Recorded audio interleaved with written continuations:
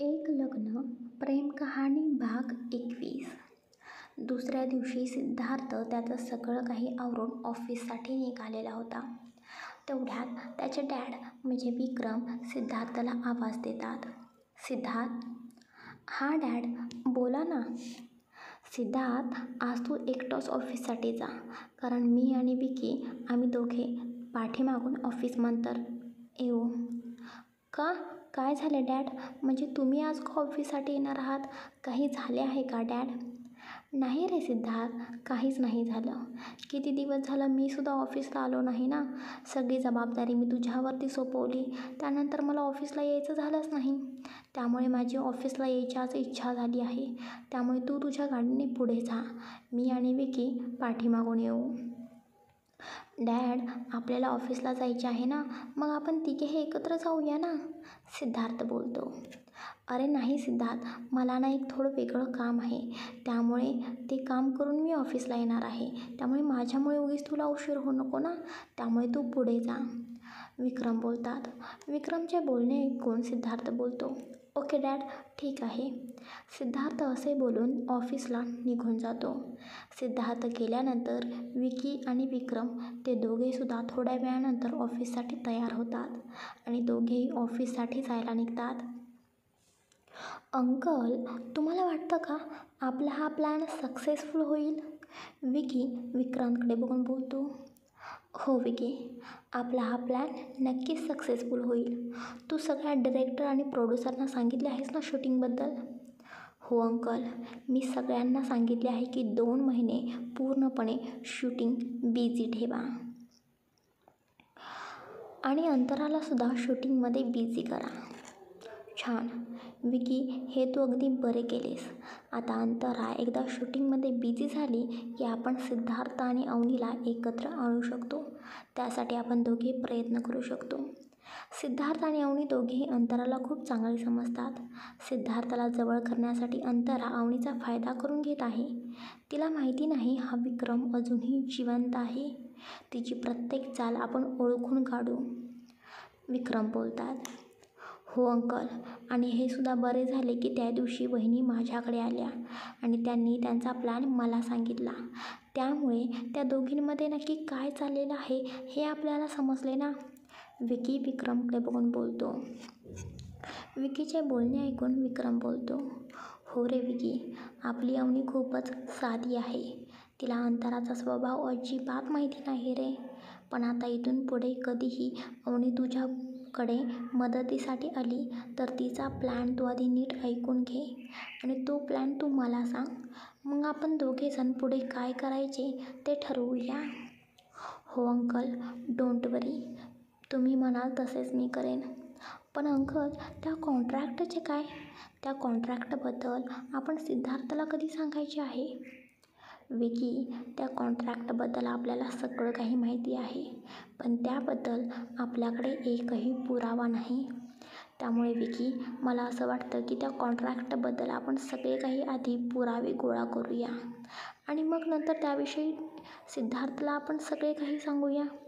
सिद्धार्थचा आणि अवनीचा सुद्धा अंतरावरती खूप विश्वास आहे. आपण विदाऊट पुराव्याशिवाय काही बोललो तर ते दोघेही आपल्यावर विश्वास ठेवणार नाहीत. त्यामुळे आधी आपण सगळ्या बाबतीतले ते सगळे काही पुरावे आधी गोळा करूया आणि मग त्या अंतराला धडा शिकवायचा. अंतरा कशी आहे ते आपल्याला माहिती आहे. फक्त आता आपण त्यासाठी सगळे पुरावे गोळा करायचे. ती सिद्धार्थाच्या आयुष्यात फक्त पैशांसाठी येत आहे हे आपण सिद्धार्थाच्या समोर आणायचे. पण विकी, आपल्या प्लॅनबद्दल ना तू आत्ताच कोणालाही समजून देऊ नकोस. हे आपल्या दोघांमध्येच राहू दे. आपण लवकरच सिद्धार्थ आणि अवनीला एकत्र आणूया, विक्रम विकीकडे बघून बोलतात. तेच विकी बोलतो. हो अंकल, नक्कीच, मीही कोणालाही नाही सांगणार, डोंट वरी. ते दोघे असेच गाडीमध्ये चर्चा करत होते. चर्चा करतच ते ऑफिसमध्ये पोहोचतात. सिद्धार्थ, काय विचार करत आहेस? विकी सिद्धार्थच्या केबिनमध्ये येत बोलतो. सिद्धार्थ भानावरती येतो आणि बोलतो, अरे नाही रे, काही नाही, ते असंच. मग सिद्धार्थ, तुझी आणि बहिणीची कालची मूव्ही डेट कशी झाली? झाली तशी बरी. पण विकी अवनीसारखी घरी जाण्याबद्दल बोलत होती आणि तूच तिला मूवीसाठी तयार केले होतेस ना, मग ती सारखी घरी जायला का गडबड करत होती? तिला मूवीबद्दल काही माहिती नव्हते का रे? नाही सिद्धार्थ, असे काहीच नाही. ते काय झालं, मी फक्त वहिनींना असे बोललो होतो की तुम्ही त्या ठिकाणी जावा, एक कंपनीचे काम आहे, म्हणून वहिनी त्या ठिकाणी जायला तयार झाल्या होत्या. मग विकी, मी तिथे गेल्यानंतर तिने मला कामाबद्दल का विचारले नाही? मी तिथे गेल्यानंतर ती असं वेगळ्याच नजरेने माझ्याकडे बघत होती. नंतर मी तिला मूवीसाठी घेऊन गेलो. 1-2 वेळा ती मला नाही बोलली आणि पण त्यानंतर ती तयार झाली. ती कामाबद्दल काही बोलली असती ना, पण तिने मला कामाबद्दल काहीच विचारले नाही. सिद्धार्थचे बोलणे ऐकून इकडे मात्र आता विकीला काय बोलावे ते समजत नव्हते. कारण सिद्धार्थला तर तो सांगू शकत नव्हता की खरं तर मूव्हीसाठी अवनी नाही तर अंतरा येणार होती आणि हा प्लॅन खरं तर अवनीचा होता. आणि या सगळ्या काही गोष्टी जर सिद्धार्थला समजल्या असत्या तर या सगळ्या गोष्टींचा सिद्धार्थला राग आला असता आणि त्याला त्याचबरोबर वाईटसुद्धा वाटले असते. कारण अवनीच अंतरा आणि त्याला एकत्र आणण्याचा प्रयत्न करत आहे. अरे सिद्धार्थ, मी हे सगळे काही तुझ्या आणि वहिनीसाठी केले. तुम्ही दोघे एकत्र यावे ना, एवढेच मला वाटत होते, म्हणून मी हा प्लॅन केला आणि तेव्हा मला जे सुचले ते मी केले. तू आता यासुद्धा काहीतरी डाऊट घेत आहेस का? सॉरी विकी, मला फक्त जे वाटले ते मी बोललो. सिद्धार्थ, तुला मी एक गोष्ट विचारू का? हा विचार ना, एवढं काय विचारतोस? सिद्धार्थ, मला तू मागे बोलत होतास की तुझे वहिनींवरती प्रेम आहे आणि आता तुझ्या आयुष्यात अंतरा आलेली आहे. तू अंतरासोबत आहेस. मग पुढे काय निर्णय घ्यायचा ठरवलेला आहेस तू? विकी, माझं खरंच अवनीवरती प्रेम आहे रे, पण अंतरा आली आणि नंतर ते कॉन्ट्रॅक्ट, मग सगळी काही परिस्थितीच बदलली. पण आता पुढे काय करावे समजत नाही रे. आणि अवनीलासुद्धा मी नको आहे. ती माझ्यापासून लांब जात आहे. मग मी काय करायचे तू सांग? मी तिच्या कितीही जवळ जायचा प्रयत्न केला, तरीही तिला समजून घ्यायचा प्रयत्न केला, तरीही ती माझ्यासोबत नाही रे. तिला मी तिच्या आयुष्यात नको आहे हेच क्लिअर आहे. सिद्धार्थ नाराज होऊन बोलतो. ओके सिद्धार्थ, तू रागवू नकोस, पण मी जे काही निर्णय असेल ना, तो निर्णय तू नीट विचार करून घे, जेणेकरून तुला पुढे जाऊन कोणताही पश्चाताप होता कामा नये. हो विकी, मी जे काही करेन ते नीट अगदी विचार करून करेन. डोंट वरी. तेच इकडे अंजलीसुद्धा अवनीच्या केबिनमध्ये येते. अवनी, ऐक ना, कामात आहेस का तू? मला थोडं अवनी तुझ्याशी बोलायचं होतं. अंजली आलेलं बघून अवनी तिचं काम बाजूला ठेवते आणि बोलते. नाही गं, मी बिझी नाही, बस ना, बोल. अवनी, तू काल मला एक ऑफर केलेली होतीस, त्याचा मी विचार केलेला आहे. मी तो जॉब करायला तयार आहे. तू तुझ्या दादाला याविषयी सांग, मी इंटरव्ह्यू देईन. अरे वा, ही तर खूपच छान गोष्ट झाली की. आता उद्या दादा घरी येणार आहे. मी दादाला सगळं काही सांगेन. दादा नक्कीच तुला तो जॉब देईल. थँक्यू अवनी. अंजू, तुला हा जॉब नक्कीच भेटेल. मग तू ते पैसे लवकरच परत कर.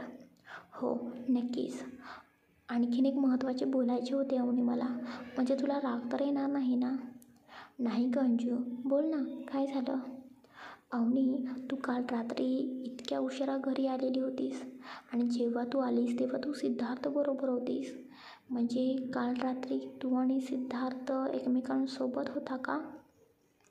आता मात्र अंजूचा हा प्रश्न ऐकून अवनीला काय बोलावे ते समजत नव्हते. पण आत्ताच अंजूला सगळे काही तिलासुद्धा सांगायचे नव्हते. नाही गं अंजू, तसं काही नाही. तू उगीच चुकीचा काहीही विचार करू नकोस. मी खरंच माझ्या एक फ्रेंडकडे गेले होते. मी तुला बोलले होते ना, तिचा मला 2 दिवसांपूर्वी कॉल आलेला होता आणि तिला माझी एक हेल्प हवी होती. तिच्या नवऱ्याचा बर्थडे येत आहे म्हणून. त्यासाठी तिला थोडं प्लॅनिंगसुद्धा करायचं होतं, म्हणून तर तिने मला बोलवलेलं होतं. अच्छा, म्हणजे तू तिच्याकडे गेली होतीस का? हो, मी तिच्याकडे गेले होते आणि यायला मला खूप उशीर झाला, त्यामुळे मध्येच मला हे भेटले. मग यांनी मला ड्रॉप केलं आणि मला खूप झोपसुद्धा येत होती. मी कधी गाडीमध्ये झोपले मलासुद्धा समजलं नाही. बरं, जे झाले ते झाले. पण तू या सगळ्या गोष्टीतून बाहेर पडायचा प्रयत्न करत आहेस तर खरंच या सगळ्या गोष्टीतून बाहेर पड. परत त्यामध्ये गुटकं मिळू नकोस, त्याचा तुला त्रास होईल. हो का अंजू, डोंट वरी, असं काही होणार नाही. मी काळजी घेईन, तू अजिबात काळजी करू नकोस. अवनी, तुझी मैत्रीण कोण आहे? मला तू तिच्याबद्दल सांगितलं नाहीस. नाव तरी तिचं सांग ना. तिची आणि माझी भेट तू कधी घडवून आणणार आहेस? अंजू, ती ना बिझी असते. तिला जेव्हा वेळ भेटेल ना तेव्हा मी तुझी आणि तिची भेट नक्की घडवून आणेन. ओके, ठीक आहे, चालेल. तेच इकडे प्रिया मेकअप रूममध्ये जाते. तिथे अंतरा शूटिंगसाठी तिचं आवरत होती. प्रिया अंतराच्या जवळ येताना बोलते, मॅम, काल तुमची मग मूवी डेट कशी झाली? अगं प्रिया, आता तुला काय सांगू. तुला माहिती आहे ना, या सध्याच्या शूटिंगमध्ये मी खूप बिझी आहे. त्यामुळे मला कोणत्याच गोष्टीसाठी वेळ मिळत नाही. त्यामुळे मला काल मूवी डेटसाठी सुद्धा सिद्धार्थसोबत जाता आले नाही. आणि मी काल अवनीला तसे की रात्री कॉल करून सुद्धा सांगितले होते. आणि तिला हे सुद्धा सांगितले होते की तिला सिद्धार्थला समजवायचे आहे. अंतराचे बोलणे ऐकून प्रिया बोलते, ओके, ठीक आहे, पण तुम्हाला सिद्धार्थ सरांनी कॉल कसा केला नाही? म्हणजे तुमच्याकडून मी असे ऐकले आहे की सिद्धार्थ सरांना खूपच राग का नाही? हे बघून त्यांना राग नाही का आला? त्यांनी तुम्हाला कालपासून एकसुद्धा कॉल नाही केला? प्रियाचे बोलणे ऐकून अंतरासुद्धा या गोष्टीबाबत विचार करू लागते. प्रिया जे बोलत होती ते सुद्धा बरोबर होते. सिद्धार्थने रागात फोन तरी केला असता, पण सिद्धार्थने अंतराला फोनसुद्धा केला नव्हता. हे विचार करून अंतरा लगेच अवनीला कॉल करते. हॅलो अवनी, कशी आहेस? मी ठीक आहे अंतरा, तू कशी आहेस? मी सुद्धा ठीक आहे. अवनी, कालसाठी खरंच सॉरी. मला ना सध्या शूटिंगमध्ये खूप बिझी राहावे लागते गं. शूटिंगचे कामच खूप असते. त्यामुळे अचानक मी मूवीचा प्लॅन कॅन्सल केला. अचानक शूटिंगचा प्लॅन तयार होतो गं. इट्स ओके अंतरा, मी समजू शकते. अवनी, काल सिद्धार्थ रागावला तर नाही ना गं? म्हणजे तू त्याला काय कारण सांगितलेस? आता मात्र अंतराचे बोलणे ऐकून अवनीला पुढे काय बोलावे ते समजत नव्हते. कारण तिला तर तिच्या आणि सिद्धार्थच्या त्या मूवी डेटबद्दल अंतराला काहीही सांगायचे नव्हते. अंतराला जर याबद्दल काही समजले असते तर अंतरा अवनीवरती नक्कीच रागावली असती. तिच्या मनात आणखीन काहीतरी चुकीचे विचार आले असते. त्यामुळे अवनी विचार करते, अवनी काय झालं, बोल ना. अंतरा, मी त्यांना तुझ्या शूटिंगबद्दल सांगितले आणि तू येऊ शकणार नाहीस हे सुद्धा सांगितले. आणि त्याचवेळी त्यांनासुद्धा एक महत्त्वाची मीटिंगसुद्धा होती. त्यामुळे ते सुद्धा मीटिंगसाठी बाहेर निघून गेले. अच्छा, हे बरं झालं त्याला मीटिंग लागली, त्यामुळे तो माझ्यावर रागावला तर नाही. अवनी, दुसरा प्लॅन रेडी कर. हा प्लॅन तरी माझ्यामुळे फ्लॉप झाला, आता वेगळं काहीतरी कर, त्यामुळे मी आणि सिद्धार्थ एकत्र येऊ शकू. हो अंतरा, मी नक्कीच काहीतरी करते. तेच इकडे सिद्धार्थ अवनीला त्याच्या केबिनमध्ये बोलवून घेतो. अवनी सिद्धार्थच्या केबिनमध्ये येते. मिस अवनी, मी तुम्हाला जी फाईल तयार करायला सांगितलेली होती ती पूर्णपणे फाईल तयार आहे का? उद्या एक महत्त्वाची मीटिंग आहे आणि त्या मीटिंगसाठी ती फाईल खूप अर्जंटपणे मला लागणार आहे. हो सर, हो, मी ती फाईल तयार केलेली आहे. तुम्ही उद्या मीटिंगला जाताना ती फाईल घेऊन जाऊ शकता. घेऊन जाऊ शकता म्हणजे?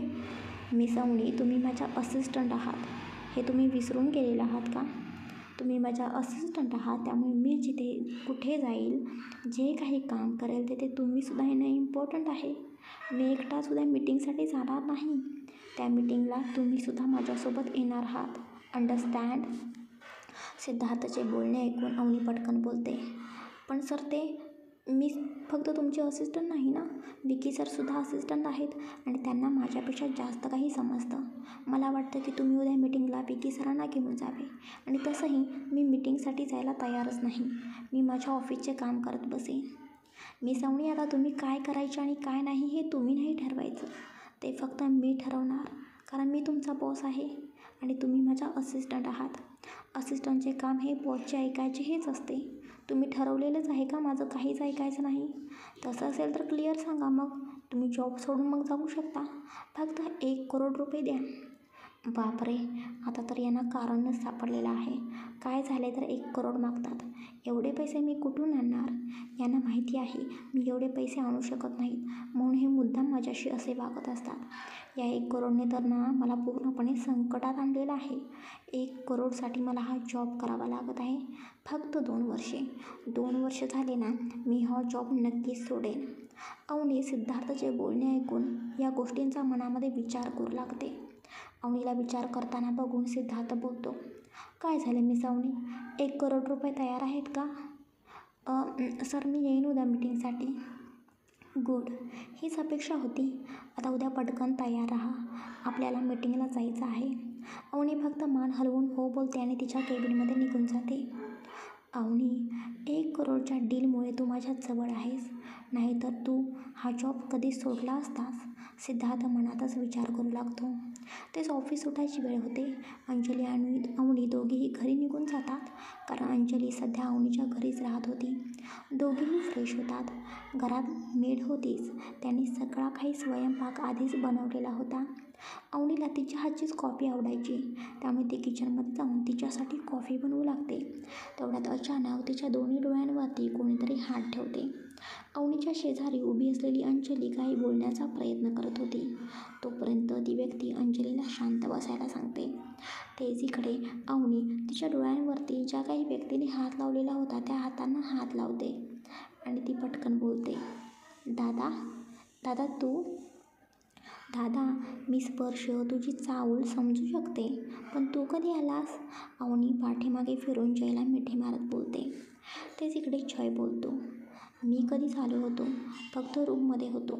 तुला सरप्राईज देण्यासाठी रूममध्ये थांबलेलो होतो. पण काय यार तू, सगळा काही माझा प्लॅन फ्लॉप केलास, लगेच मला ओळखलेस. दादा, मी तुला खूप मिस केले, तुझी खूप आठवण येत होती रे मला. तू किती दिवस तिकडे गेला होतास? सॉरी यार अवनी, पण मी आता आलो आहे ना, आणि मला माहिती होते तुला करमत नाही, म्हणून मी या बगमग मशीनला तुझ्याजवळ पाठवलेले होते ना. जय हसत बोलतो. ते जयचे बोलणे ऐकून अंजली रागात बोलते, तू मला बगबग मशीन बोललास का? बगबग मशीन तुला ऐकू पण येत नाही का गं? हे बघ, तू मला असं काही बोलू शकत नाहीस. तुमचा माझ्यावर काहीही हक्क नाही. मी फक्त इथे अवनीसाठी आलेले आहे. तुमचे ऐकून मी इथे अजिबात थांबणार नाही, समजलं? हे बघ, बगबग मशीन मला सगळं काही माहिती आहे. मी तुला बोललो म्हणून तर तू इथे आलेली आहेस. तुझं मी का ऐकू? तू कोण मला सांगणारा? अंजली रागात जयला बोट दाखवत बोलते. बगबग मशीन, तू माझ्या घरात उभी आहेस, त्यामुळे बोट खाली कर.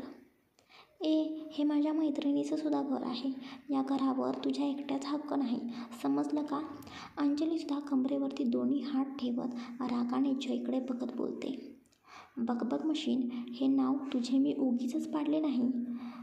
किती बकबक करत असतेस, फालतूची बकबक. जय बोलतो. जय, मी बकबक करते का? बघ अवनी, तुझ्या मैत्रिणीला काही समजते का? मी किती मोठा आहे हिच्यापेक्षा, आणि ही डायरेक्ट माझं नाव घेते. जय अवनीकडे बघून बोलतो. तू अवनीला कशाला काय बोलत आहेस? मला बोल ना, घाबरलास का मला? इकडे माझ्याकडे बघून बोल. मी आणि तुला घाबरू? बगबग मशीन, तू तुझी तोंड आरशामध्ये बघ, मग समजेल. हा जय बसलोय कोणालाच घाबरत नाही. रिअली? बघा कोण बोलतंय.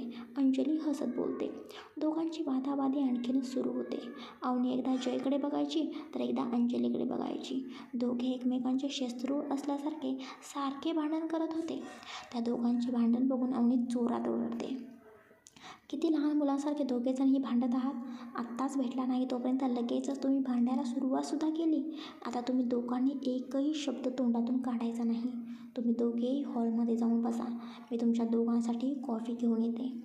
अवनीचे बोलणे ऐकून दोघेही एकमेकांकडे रागाने बघतात आणि दोघेही हॉलमध्ये जाऊन बसतात. पण तिथे गेल्यानंतर दोघेही काहीही बोलत नाहीत. ते गप्पपणे हॉलमध्ये जातात आणि सोफ्यावरती जाऊन बसतात. तेच इकडे अवनी तिघांसाठी गरमागरम कॉफी घेऊन येते आणि त्या दोघांसाठी सुद्धा देते आणि स्वतःसुद्धा कॉफीचा कप हातामध्ये घेते आणि जयच्या बाजूला बसते. दादा ऐक ना, मला ना तुझ्याशी एका महत्त्वाच्या विषयावरती बोलायचं आहे. हां बोल ना, काय झालं? दादा, तू बोलत होतास ना आपल्या कंपनीमध्ये एक असिस्टंट म्हणून तुला कोणीतरी हेल्प म्हणून हवी आहे, त्यासाठी तू मला विचारले होतेस. हो, कारण आपल्या कंपनीवर तुझाही तितकाच हक्क आहे आणि तू आपल्या कंपनीमध्ये कामाबरोबरच आरामसुद्धा करू शकशील. तुझ्या काळजीसाठी मी बोललो होतो. पण तू सिद्धार्थच्या कंपनीमध्ये असिस्टंट म्हणून काम करत आहेस, तर तुला तो जॉबसुद्धा सोडता येणार नाही. जय बोलतो. हो दादा, पण मी काय म्हणते, आपल्या कंपनीमध्ये तुझी असिस्टंट म्हणून अंजलीने काम केले तर? अवनी जयकडे बोलते. अवनीचे बोलणे ऐकून जय बोलतो. काय? अंजली, ही बकबक मशीन माझ्यासोबत माझी असिस्टंट म्हणून काम करणार? बघ अवनी, मी तुला बोलले होते ना, तुझा दादा या सगळ्या गोष्टींसाठी तयार होणार नाही. राहू दे, मी जिथे काम करते तिथेच करेन. अंजली जयचे बोलणे ऐकून नाराज होते आणि अवनीकडे बघून बोलते. तेच अंजूला असं नाराज झालेलं बघून अवनी बोलते. अंजू, तू थोडी शांत बस, मी बोलते ना. दादा, काय प्रॉब्लेम आहे अंजलीने आपल्या ऑफिसमध्ये काम करायला? ती चांगलेली शिकलेली आहे, तिला एक्सपिरियन्स आहे. असं नाही की ती डायरेक्ट, तिला कशाचाच एक्सपिरियन्स नाही आणि ती डायरेक्ट तुझ्या कंपनीमध्ये जॉब करणार आहे. तिने ऑलरेडी काम केलेलं आहे. दादा, मग तू ठरव तिला ऑफिसमध्ये घ्यायचे की नाही. प्लीज एकदा विचार कर दादा, आणि अंजूलासुद्धा गरज आहे रे. ठीक आहे अवनी, तू बोलत आहे तर मी या बकबक मशीनला असिस्टंट म्हणून जॉबची ऑफर देऊ शकतो, कारण तुझासुद्धा या कंपनीवर तितकाच हक्क आहे. तूसुद्धा या कंपनीचे निर्णय घेऊ शकतेस. पण मला एक गोष्ट समजू दे, असं काय कारण आहे की या बकबक मशीनला पैशांची गरज आहे? काही कारण समजेल का? जयचे बोलणे ऐकून अवनी अंजलीकडे बघू लागते. अंजली काही सांगू नको असे खुणावत होती. जयचे मात्र लक्ष दोघींकडे होते. त्या दोघींची खुणवाखुणव जयला समजलेली होती. सध्या तिच्या फॅमिलीबद्दल, तिच्या पास्टबद्दल अंजलीला जयला काहीही सांगायचे नव्हते. काय झाले अवनी? जय विचारतो. नाही रे दादा, काही नाही. ते अंजू एकटीच राहते ना, मग तिला तिचे घर भाडे, तिचा सगळा काही खर्च एकटीलाच भागवावा लागतो ना. आणि आता ऑफिसमध्ये काम करते तिथे थोडी ती सॅलरी कमी आहे रे. सॅलरीमध्ये तिचे सगळे काही ती भागवू शकत नाही. आणि मुंबईमध्ये दादा तुला माहिती आहे ना किती महागाई वाढलेली आहे. तुलासुद्धा सगळ्या गोष्टी माहिती आहेत. त्यामुळे तिला एकटीला सगळं काही मॅनेज करायला जमत नाही. यासाठी मी अंजूला आपल्या कंपनीबद्दल सांगितले. जयला खरं तर अंजलीच्याबद्दल सगळं काही माहिती होते, पण त्याला अंजलीकडून सगळं काही ऐकायचे होते. अंजली त्याला कधी तिच्या फॅमिलीबद्दल सगळं काही सांगते हे तो बघत होता. ओके, ठीक आहे. बकबक मशीन उद्या इंटरव्ह्यूसाठी तयार राहा. आणि लक्षात असू दे, मला लट केलेला अजिबात आवडत नाही. त्यामुळे इंटरव्ह्यूची पूर्णपणे तयारी करून उद्या ऑफिसमध्ये हजर राहा. जयचे बोलणे ऐकून अंजली खूप खुश होते, कारण तिलासुद्धा खरंच या जॉबची खूप गरज होती. Thank you so much. एवढे बोलून अंजली आनंदाने तिच्या रूममध्ये निघून जाते, कारण तिला उद्याच्या इंटरव्ह्यूची तयारी करायची होती. आता फक्त जय आणि अवनी हे दोघेजणच हॉलमध्ये बसलेले होते. बघ दादा, अंजूच्या चेहऱ्यावर किती आनंद दिसत आहे. तिला ना खूप आनंद झालेला आहे, कारण तू या जॉब ऑफरसाठी होकार दिलेला आहेस.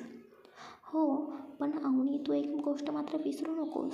अजूनही तुझ्या त्या बकबक मशीनला जॉब भेटलेला नाही. उद्या इंटरव्ह्यू झाला की समजेल पुढे काय होईल ते. हो रे दादा, माहिती आहे. पण मला माझ्या मैत्रिणीवर सुद्धा खूप विश्वास आहे. अंजू उद्या नक्कीच इंटरव्ह्यूमध्ये पास होईल आणि तिला जॉबसुद्धा भेटेल. अवनी, तुला बराच कॉन्फिडन्स आहे तुझ्या मैत्रिणीबद्दल. हो दादा, असणारच ना. बरं अवनी, मला सांग, तू आणि अंजली कधीपासून एकमेकींना ओळखता? दादा, मी जेव्हापासून तिथे ऑफिसमध्ये जॉईन केले तेव्हापासून माझी आणि अंजलीची ओळख आहे. हळूहळू आमचे बोलणे वाढत गेले आणि आम्ही दोघे बेस्ट फ्रेंड बनलो. नंतरचे तुला माहितीच आहे. अच्छा, मग तिच्या फॅमिलीमध्ये कोणी नाही का? म्हणजे मी तर हिच्या तोंडून तिच्या घरच्यांबद्दल कधी काही ऐकले नाही आणि मलाच आत्ताच समजलं की ती एकटीच राहते. दादा, खरं तर मला तुझ्याशी खोटे काही बोलायचे नाही आणि मी तुला तिच्याबद्दल खरं काही ते सांगूसुद्धा शकत नाही.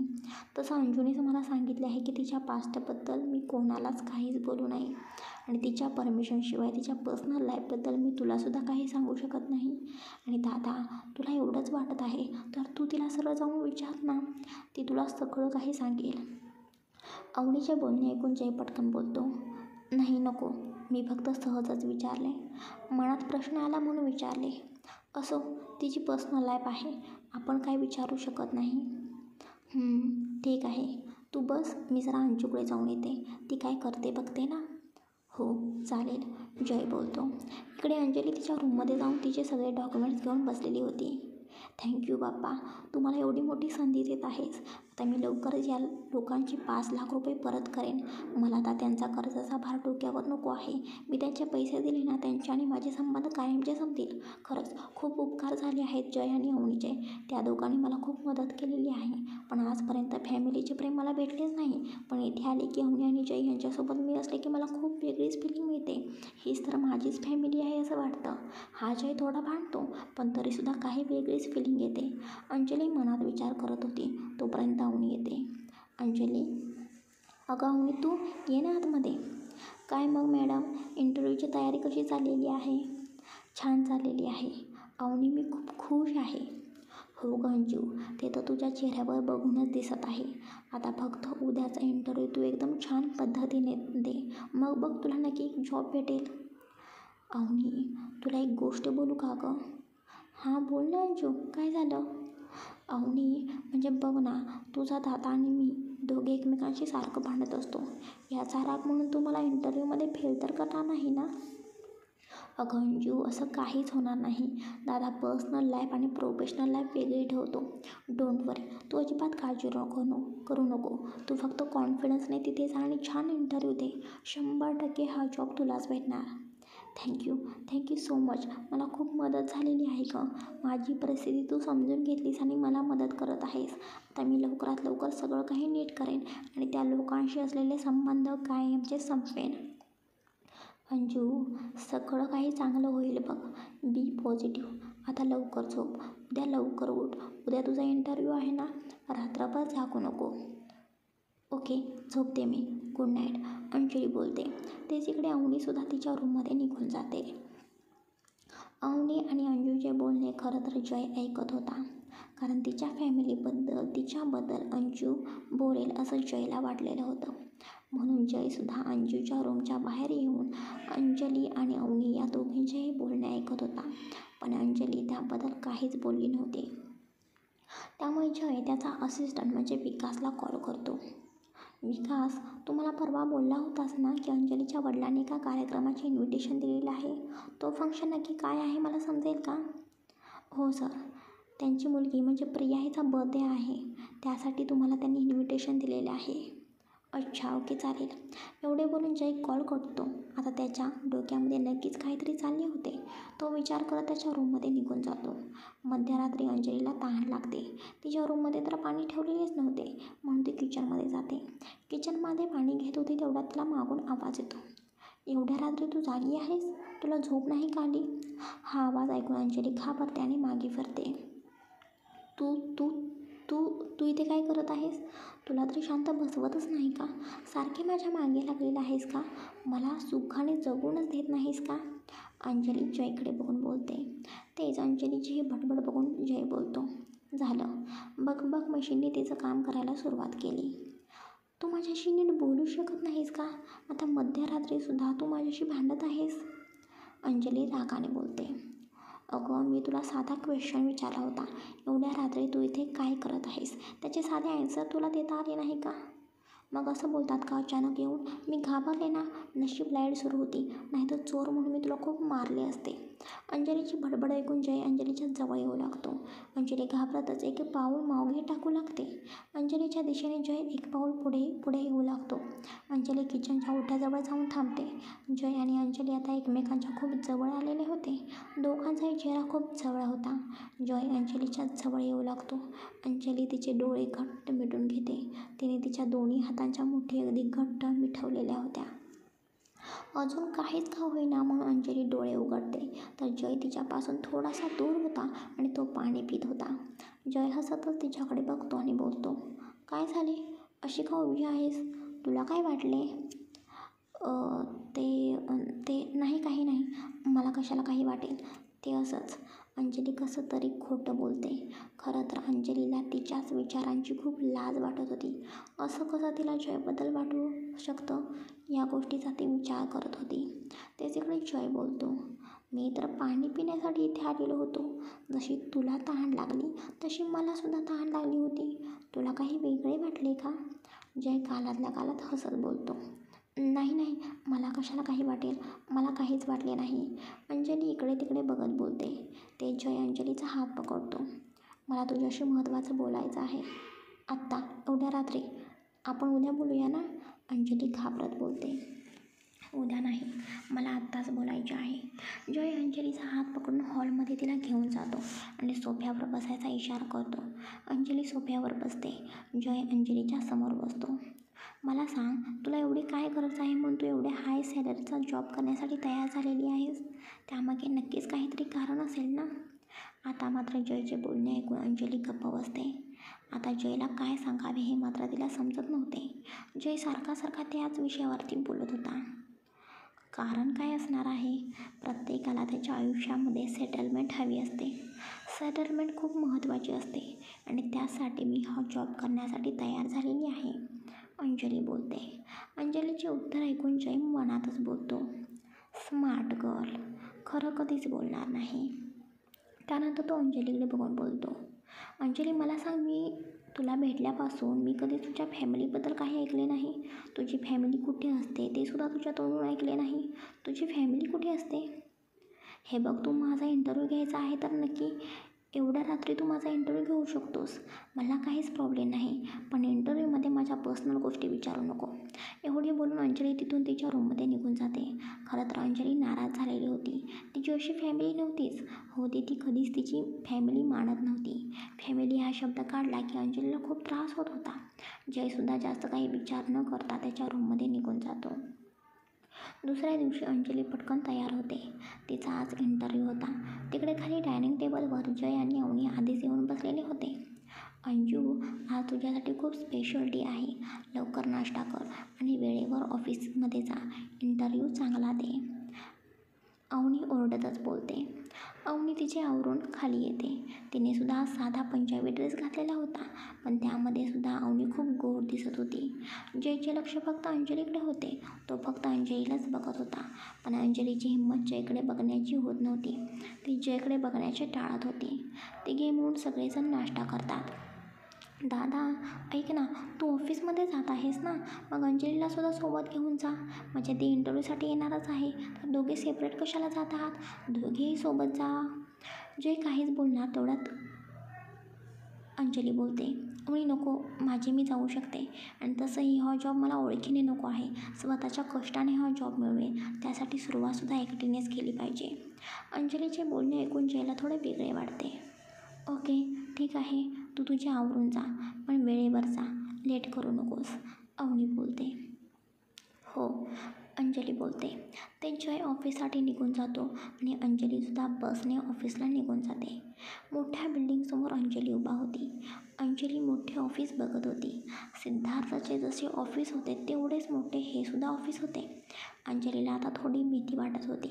इंटरव्ह्यूबद्दल काळजी वाटत होती. अंजली आतमध्ये जाणार तोपर्यंत एक गार्ड अंजलीच्या जवळ येतो. मॅम, तुम्ही अंजली पाटील आहात का? हां, हो. मॅम, तुम्ही इंटरव्ह्यूसाठी आलेला आहात ना? इंटरव्ह्यूसाठी 27 फ्लोअरवरती तुम्ही जा. तिथे सर तुमची वाट बघत आहेत. अंजलीला थोडे वेगळे वाटते, कारण अजून ती आतमध्ये गेली नव्हती. तोपर्यंत तिच्याबद्दल इथे सगळे काही माहिती होते. अंजली आतमध्ये जाते. सगळेजण खूप स्टँडर्ड होते. सगळेजण अंजलीला बघत होते, त्यामुळे तिला थोडे वेगळे वाटत होते. अंजली घाबरत जयच्या केबिनजवळ जाते. आतून ती घाबरली होती, पण स्वतःला कॉन्फिडन्सचा ती वाढवत होती. May I come in sir? Anjali बोलते. येस, कम इन, जय बोलतो. जय चेअरवरती बसलेला होता, पण त्याचा चेहरा काही दिसत नव्हता. त्याने त्याची चेअर फिरवलेली होती, त्यामुळे त्याचा चेहरा पाठीमागे होता. मिस अंजली पाटील. वडिलांचे नाव प्रकाश पाटील. आई कॅन्सरमध्ये हे जग सोडून निघून गेली. मग वडिलांनी दुसरे लग्न केले आणि वडिलांनी तुला घरात राहायला परमिशन दिली नाही, त्यामुळे आता तू एकटीच राहतेस, राईट? अंजली आत आल्याबरोबर जय बोलतो. जयचे बोलणे ऐकून अंजलीला धक्का बसतो, कारण आज कितीतरी दिवसातून ती तिचा पास्ट ऐकत होती. कोण आहात तुम्ही? तुम्हाला माझी सगळी माहिती कशी भेटली? अंजली रडत बोलते. मिस अंजली, मी जे काही बोलत आहे ते खरं आहे ना? हे बघा, मी ते इंटरव्ह्यूसाठी आलेले होते. मला माझ्या पास्टबद्दल, फॅमिलीबद्दल बोलायचे नाही. अंजली उठून बाहेर जाऊ लागते. थांब अंजली, तू बाहेर जाऊ शकत नाहीस. मी दरवाजा बंद केलेला आहे, त्यामुळे तुला बाहेर जाता येणार नाही. हे बघा, मला काहीही बोलायचं नाही. अंजली बाहेर जाण्याचा प्रयत्न करू लागते. तेवढा जय अंजलीचा हात पकडतो. हे बनी, असं रागवू नकोस. काय बोललास तू? जयचे बोलणे ऐकून अंजली आश्चर्याने जयकडे बघत बोलते. अगं बघ मशीन, अजून तुला समजलं नाही का मी कोण आहे ते? म्हणजे तू मंकी आहेस? हो, जय अंजलीला मिठी मारत बोलतो. अंजलीसुद्धा जयला मिठी मारून रडू लागते. दोघेही आज खूप इमोशनल झालेले होते. अंजली जयला मिठी मारते आणि खूप रडू लागते. गाईज, आता तुम्हाला प्रश्न पडला असेल, मंकी बनी हे नक्की काय आहे? पण हे कोड नक्कीच पुढच्या भागामध्ये उलगडलं जाईल आणि तुम्हाला या दोघांचं नक्की नातं काय आहे हे पुढच्या भागात समजेल. चला मग गाईज, आजचा भाग कसा वाटला नक्की भरभरून कमेंट्स करून सांगा आणि पुढचा भाग उद्या प्रकाशित होईल. Bye, take care.